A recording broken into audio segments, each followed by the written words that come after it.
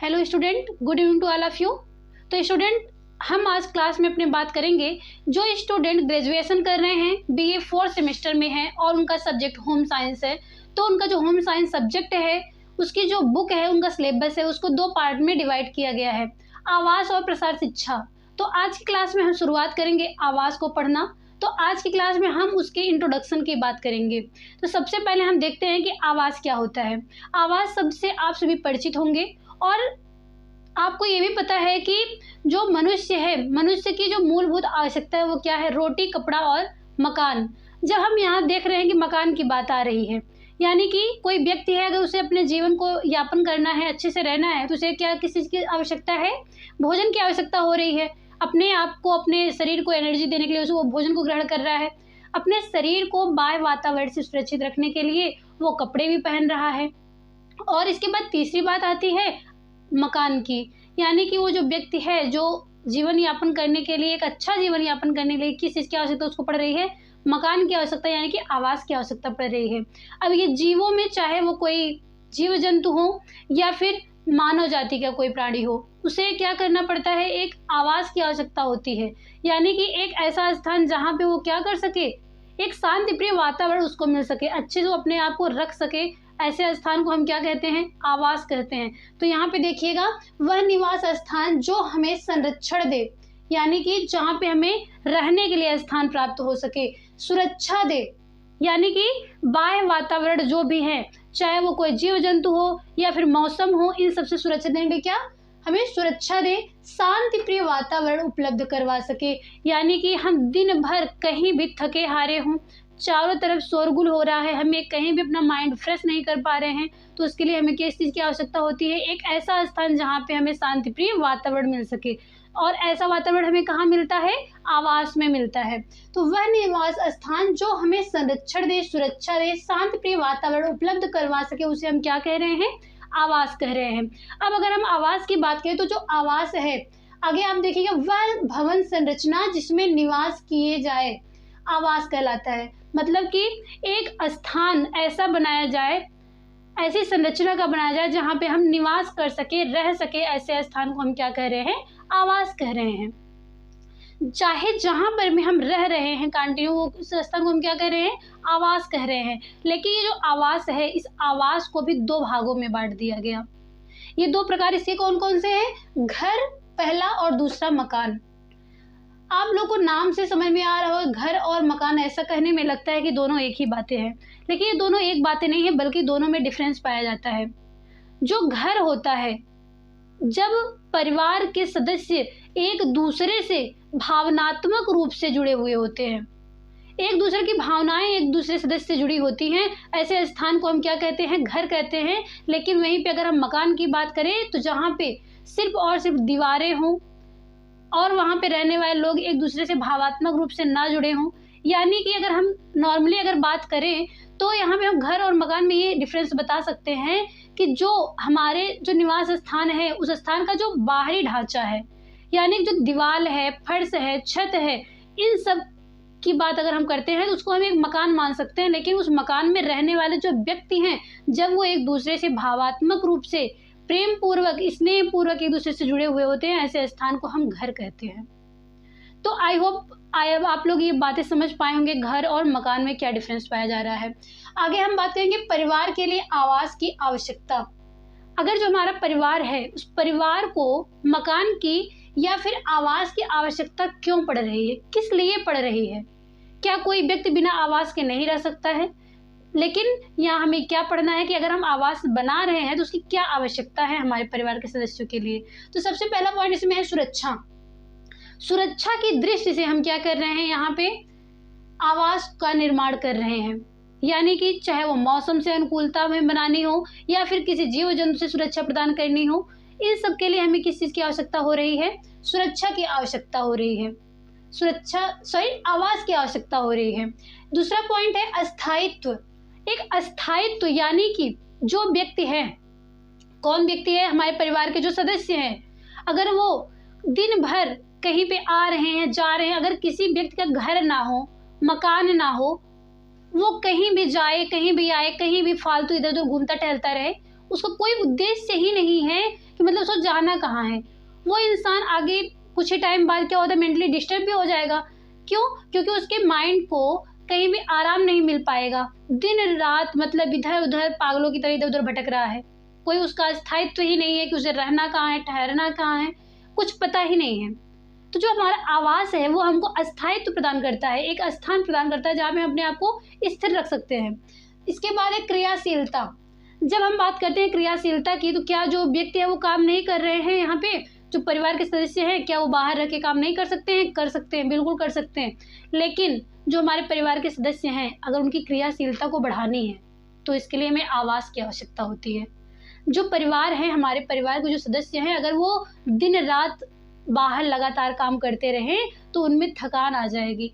जब थकान आ जाएगी तो उनकी क्रियाशीलता में कमी आ जाएगी। तो इसके लिए क्या आवश्यक होता है? उनके लिए कि आवास की आवश्यकता होती है कि एक निश्चित समय तक काम करने के बाद वो व्यक्ति लौटकर अपने घर आए, आराम करे, एक सुख की नींद सोए और अपने माइंड को फ्रेश करे, जिससे नेक्स्ट टाइम में क्या हो, नेक्स्ट डे क्या हो कि वो अपनी क्रियाशीलता को बढ़ा सके और माइंड फ्रेश करके या फिर अपने शरीर को अच्छे से सुरक्षित रख करके क्या करे, अगले दिन अगर वो काम करे तो उसके कार्य में कोई बाधा ना हो और अपनी क्रियाशीलता को अच्छे से बढ़ाए और अपने काम को अच्छा कर पाए, एकदम टेंशन फ्री होके कार्य करे। तो इसके हमें क्या समझ में आया, जो आवास है वो हमारी क्या करे, क्रियाशीलता को बढ़ा रहा है। इसके बाद है अनुकूल वातावरण प्रदान करना। अनुकूल वातावरण यानी कि जो हमारा आवास है, हमारा घर है, वहाँ पे हम क्या पा रहे हैं, अपने अनुसार अपने अनुकूल हम वातावरण में ढल जा रहे हैं। किसी और के घर में आप जाइए तो वहाँ आपको समझ में नहीं आता है कि हम कैसे रहें, कैसे ना रहें, क्या करें क्या ना करें। लेकिन वहीं पे अगर अपना घर होता है तो वहाँ पे व्यक्ति अपने अनुसार रहता है, उसको सब पता होता है कि हमें ये करना है, वो करना है, जैसे मन के वैसे रहता है। किसी और के घर में देखिए कुछ लोग जाते हैं तो उनको नींद नहीं आती है। तो ये सारी बातें देखने को मिलती है कि जो परिवार है, हमारे परिवार के जो सदस्य हैं, उन्हें क्या होता है, अपने अनुसार उन्हें क्या मिलता है, वातावरण मिल जाता है। अपने अकॉर्डिंग अपने परिवार का, अपने घर का वातावरण वो बना लेते हैं। लेकिन कहीं और जाते हैं उनको डिस्टर्बेंस होता है। अगला पॉइंट है सामाजिक प्रतिष्ठा। आज के समय में सामाजिक प्रतिष्ठा आवास से ज़्यादा जुड़ी हुई है। ऐसा माना जाता है कि जैसे अगर घर परिवार के लोग हैं हमारे, अगर बहुत अच्छा मकान है जिनके पास, बहुत अच्छा क्या महल बनवा दिए, बहुत अच्छा घर बनवा दिए हैं, तो जो लोग देखेंगे उनको क्या लगेगा कि वो व्यक्ति बहुत बड़े हैं, बड़े खानदान का है, बहुत पैसे वाला है, उनके यहाँ बहुत बड़े बड़े लोग आते जाते हैं, उनके यहाँ बहुत बड़े बड़े लोग बैठते हैं, समाज में उनकी एक अच्छी प्रतिष्ठा बन जाती है कि इनके पास इतने पैसे हैं, ये है वो है। और आज के समय में जिनके पास ज़्यादा पैसे हैं उनको लोग ज़्यादा ही अहमियत देते हैं, ज़्यादा इज्जत देते हैं। तो यहाँ पे अगर हम बात करें जो आवास है हमारा, तो आवास हमारी सामाजिक प्रतिष्ठा को भी बढ़ा रहा है कि इनके पास इतना अच्छा घर है, ये है वो है, ये सारी चीज़ें हमें देखने को यहाँ पे मिल रही हैं। अगला पॉइंट है मनोरंजन। मनोरंजन हम आवास में कैसे प्राप्त कर रहे हैं? आवास में हम क्या करें, अपने परिवार के सदस्यों के साथ रह रहे हैं और खुशी से रह रहे हैं। हम अपनी बातों को एक दूसरे से शेयर कर पा रहे हैं और खुशी खुशी रह रहे हैं। कोई खेल हुआ या फिर कोई भी चीज़ें हुई, टीवी हुआ, वैसे अब अगर आप कोई चीज़ अकेले बैठ के देख रहे हो कम इंटरेस्ट होगा। आप अगर टीवी चलाइए, टीवी के सामने आप अकेले बैठ के देखिए, कम इंटरेस्ट आएगा। तो परिवार के सदस्य बैठ के पूरे एक साथ में देख रहे हो, कितना एंजॉय मिलेगा। कोई खेल हो, सब एक साथ मिलकर खेले, पूरे परिवार के सदस्य मिलकर खेलें, कितना अच्छा लगेगा। तो यहाँ पे ये बताया जाए जो हमारा आवास होता है वहाँ पे हमें मनोरंजन का भी स्थान मिलता है। इसके बाद अगला पॉइंट है विश्राम। यहाँ पे हमने पहले ही आपको बताया क्रियाशीलता के टाइम में कि जब व्यक्ति क्या करता है, दिन भर काम करके वो आता है तो अपने एक आवास की आवश्यकता जो है, उसको आवास अगर उसके पास है तो वहाँ पे वो एकदम निर्भीक होकर क्या करता है, विश्राम करता है, आराम करता है और वो क्या करता है, अपने आप को स्वस्थ रख पाता है। ये बातें हमने क्रियाशीलता में आपको पहले भी समझा दिया है। अगला है सामाजिक गुणों का विकास। जब क्या होता है, हमारे परिवार के जो सदस्य हैं अगर उनके पास आवास है, एक स्थान पे वो परिवार के सभी सदस्य रह रहे हैं, तो वहाँ पे उनके सामाजिक गुणों का विकास होता है। अधिकतर आप लोग देखते होंगे कि अगर हमारा परिवार जो है, बड़े परिवार में हम रह रहे हैं, यानी कि संयुक्त परिवार में अगर हम रह रहे हैं, तो वहाँ पे हमारे पास ढेर सारे अगर सदस्य हैं तो वहाँ सदस्यों में हमें सामाजिक गुणों का विकास देखने को मिलता है। सामाजिकता सिखाई जाती है, अच्छे से बताई जाती है। छोटे बच्चे अगर हैं उन्हें तभी से बताया जाता है कि तुम्हें क्या करना है, क्या नहीं करना है, कैसे रहना है, ये सारी चीज़ें उनको सिखाई जाती है। वहीं पे जो एकल परिवार के सदस्य होते हैं, एकल परिवार होता है जहाँ पे उनके परिवार में ज़्यादा संख्या में लोग नहीं रह रहे हैं, सिर्फ पति पत्नी हैं और उनके बच्चे ही हैं, तो वहाँ पे क्या होता है, अगर पति पत्नी दोनों क्या कर रहे हैं, कहीं जॉब कर रहे हैं, बिजनेस कर रहे हैं और बच्चों के लिए उनके पास टाइम नहीं है, तो क्या अपने बच्चों को अच्छी सामाजिकता दे पाएंगे? बिल्कुल भी नहीं दे पाते हैं। तो इसके लिए क्या आवश्यकता है कि अगर हमें क्या करना है, सामाजिक गुणों का विकास करना है, तो क्या करना है, हमें एक आवास की आवश्यकता होगी। अगला पॉइंट है संग्रह, यानी कि कोई भी चीज़ें हैं हम उसको अपने यहाँ पे घर ले आके स्टोर कर देते हैं, रख देते हैं, यानी कि हमें जो आवास है हमारा वो एक संग्रह का स्थान मान लिया जाता है। हमारी आवश्यकताएं, जो हमारे संसाधन हैं उनको हम संग्रहित करके अपने पास अपनी आवश्यकताओं के अनुसार उसको हम रख लेते हैं। अगला पॉइंट है सांस्कृतिक सुरक्षा। सांस्कृतिक सुरक्षा की अगर हम बात करते हैं तो जो सांस्कृतिक सुरक्षा है, सांस्कृतिक मतलब हमारी जो संस्कृतियां हैं, हमारी परंपराएं हैं। अगर हम कहें कि अगर हम किसी मकान में रह रहे हैं, अकेले जाके कहीं भी रह रहे हैं, अगर हमारे पास घर नहीं है, मकान नहीं है, कहीं पर भी अगर हम जाके रह रहे हैं, तो क्या हमें अपनी संस्कृतियों को याद रहेगा कि हमें क्या करना है, क्या नहीं करना है? कोई व्यक्ति अगर आवारा टहल रहा हो कहीं पे, जिसके पास आवास ही ना हो, तो क्या उसे क्या पता कि हमारे यहाँ दिवाली कब मनाई जाएगी? हम अकेले जाके कहाँ दिवाली मना ले, कहीं होली मना ले, कहीं हम क्या कर रहे हैं, नागपंचमी का त्यौहार आ गया, महाशिवरात्रि आ गया, मतलब जो भी हमारी यहाँ संस्कृतियाँ हैं, परंपराएं हैं, त्यौहार है, इन सबको क्या वो व्यक्ति कर पाएगा? नहीं कर पाएगा। लेकिन वहीं पे अगर हमारे पास आवास है, हमारे आवास में हमारे परिवार के कई सदस्य हैं, साथ में रह रहे हैं, तो इन सबको हम क्या करते हैं, सुरक्षित करके रखते हैं और पीढ़ी दर पीढ़ी इनको हम क्या करते हैं, हस्तांतरित करते रहते हैं। और ये चीज़ें आगे विलुप्त होने के कगार पे नहीं होती है। लेकिन अगर यहीं पे ये परिवार के सभी सदस्य बिछड़ जाते हैं, अगर कोई किसी के पास घर नहीं है, परिवार नहीं है, तो उसके पास क्या पता कि संस्कृतियाँ क्या होती हैं। तो यहाँ पे हमने देखा कि जो हमारा परिवार है, उस परिवार के लिए आवास की क्या आवश्यकता है, जिसमें सुरक्षा, स्थायित्व, क्रियाशीलता, अनुकूल वातावरण प्रदान करना, सामाजिक प्रतिष्ठा, मनोरंजन, विश्राम, सामाजिक गुणों का विकास, संग्रह और सांस्कृतिक सुरक्षा, ये सारे पॉइंट्स को हमने पढ़ लिया है। अब आगे हमें पढ़ना है जो हमारा आवास है। आवास के प्रकार में हमने बताया कि दो होते हैं, एक घर होता है और एक मकान होता है। तो इन्हीं दोनों के बीच में हम अंतर को जानेंगे कि इन दोनों के बीच में कितने अंतर पाए जा रहे हैं। तो यहाँ पे हमें देखना है घर और मकान में अंतर। सबसे पहले हम देखेंगे, घर की बात करते हैं। पहले पॉइंट में हमें देखना है कि यह परिवार की मानसिक एवं भावात्मक आवश्यकता है, यानी कि जो घर होता है उसमें हम क्या करते हैं, जो व्यक्ति हैं, हमारे परिवार के सदस्य हैं, वो एक दूसरे से स्नेह, प्रेम से जुड़े हुए हैं एक दूसरे के साथ। वहाँ पे क्या हो रहा है, वो हम घर कह रहे हैं, लेकिन वहीं पे यह परिवार की भौतिक आवश्यकता है, यानी कि जो मकान है वो सिर्फ आवश्यकता मात्र है। इतना मान लीजिए कि आप अपने घर पे हैं, जहाँ पे प्रेजेंट टाइम में आप हैं अपने परिवार के सदस्यों के साथ, वो आपका घर है और उस घर से आप भावात्मक रूप से जुड़े हुए हैं। वहाँ पे कई पीढ़ियाँ आपकी बीत चुकी हैं, या फिर कहीं आपने जाके कहीं नया घर खरीद लिया है, वहाँ पे आप रह रहे हैं अपने परिवार के सदस्यों के साथ, तो वो सारा क्या है, आपका घर है। लेकिन जो मकान है, मकान सिर्फ और सिर्फ आपकी एक भौतिक आवश्यकता है, यानी कि आपको कुछ समय के लिए रहने के लिए आपकी सिर्फ एक आवश्यकता मात्र पूरी कर रहा है। आवास में आपने पढ़ा कि आपको सुरक्षा प्रदान कर रहा है ना आवास, तो वही अगर हम बात करें जो मकान है, वो सिर्फ हमारे लिए क्या है, एक आवश्यकता मात्र है और कुछ भी नहीं है मकान। लेकिन ये जो हमारा घर है, वो इसमें हम क्या कर रहे हैं, अपने परिवार के सदस्यों के साथ भावात्मक रूप से जुड़े हुए हैं। दूसरा पॉइंट है, घर विवाह के बाद बनता है, यानी कि जो हमारा घर है वो विवाह के बाद बनता है। इसमें क्या बताया जा रहा है कि जब दो नव दंपति का विवाह होता है, उसमें क्या देखने को मिलता है, एक पति है, पत्नी है, उनके संतान की उत्पत्ति हुई, या फिर इस प्रकार से पीढ़ी दर पीढ़ी हमारी क्या है, परिवार के सदस्य बढ़ते जा रहे हैं।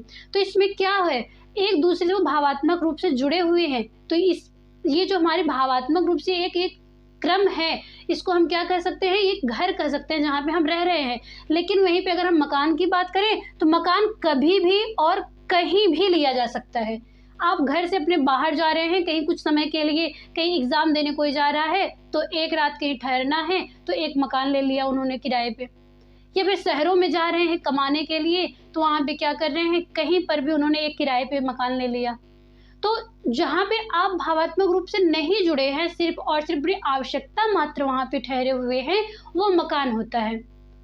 तो यहाँ पे हमने देखा कि जो घर है वो विवाह के बाद बनना प्रारंभ हुआ है, लेकिन ये जो मकान है, मकान कभी भी और कहीं भी लिया जा सकता है। अगला पॉइंट है, प्रत्येक घर के लिए मकान की आवश्यकता होती है। प्रत्येक घर के लिए, यानी कि आपका जो घर है उसे एक मकान की आवश्यकता है। जो हमारा दीवार है, छत है, फर्श है, ये सब क्या है? ये सब मकान है, लेकिन इसके अंदर हमें रहना है अपने घर वालों को लेके। यानी कि कभी भी आपको घर बनाना हो, यानी कि अगर नव दंपत्ति में हमने बताया कि यहाँ विवाह के बाद से शुरुआत हो रही है घर की, तो इन सबको रहने के लिए किसकी आवश्यकता पड़ रही है? एक मकान की आवश्यकता पड़ रही है। लेकिन जब इसी के अंदर रहने वाले जो व्यक्ति हैं, मकान में रहने वाले जो व्यक्ति हैं, वो एक दूसरे से जो जुड़ाव है, उनका जो संबंध है, वो घर है। यानी कि हम कह सकते हैं कि जो हमारा घर है उसके लिए एक मकान की आवश्यकता होती है। घर बनाने के लिए हमेशा आपको मकान की आवश्यकता होती है, लेकिन मकान के लिए आपको कभी घर की आवश्यकता नहीं होती है। आप इसमें क्या कर सकते हैं, प्रत्येक मकान घर ही हो ये आवश्यक नहीं होता है।